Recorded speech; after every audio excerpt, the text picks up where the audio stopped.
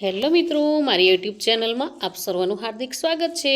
આજે આપણે ધોરણ 4 સ્વાધ્યાય પોથી ભાગ નંબર 4 વિષય હિન્દી એકમ 3 ગિનતી આ એકમનું આજે આપણે સંપૂર્ણ સોલ્યુશન જોવાના છીએ।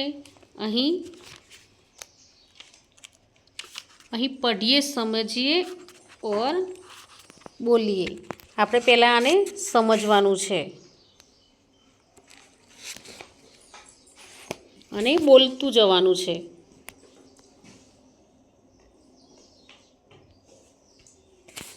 પછી અહીં પ્રશ્ન 2 છે, અંકો કા અનુલેખન કીજીએ।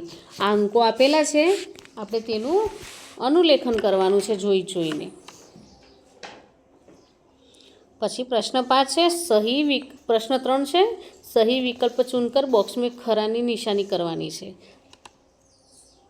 તો 5 તો આપણે 5 શોધીને ખરાની નિશાની કરવાની છે। 7 તો 7માંથી 7 ગણતરી કરીને 7 શોધીને ખરાની નિશાની કરવાની। 11 પછી 17 પછી 20 પછી 6 પછી 1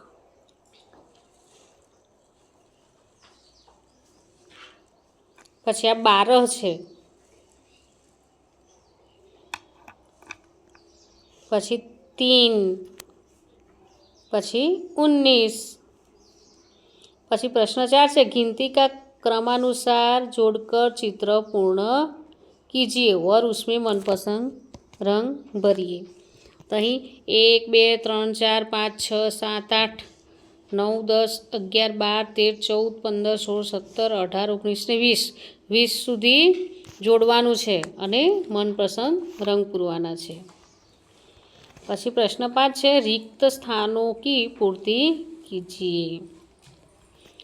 અહીં આ લખો 3 તો 3 6 તો 6 13 તો 13 એ રીતે લખવાનું છે।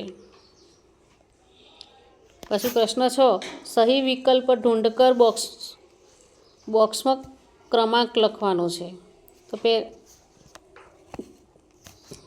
પહેલામાં 7 છે તેમાં 3 લખવાના, 8માં 4 પછી 13 લખેલું છે ત્યાં 2 અને 11 તો 5 અને 6 તો 1। હવે પ્રશ્ન 7 છે, चित्र की संख्या गिनकर अंक और शब्द में लिखिए। અહીં ચિત્ર આપેલા છે તે ગણવાના છે, તો અંકમાં પણ લખવાનું છે અને શબ્દોમાં પણ લખવાનું છે।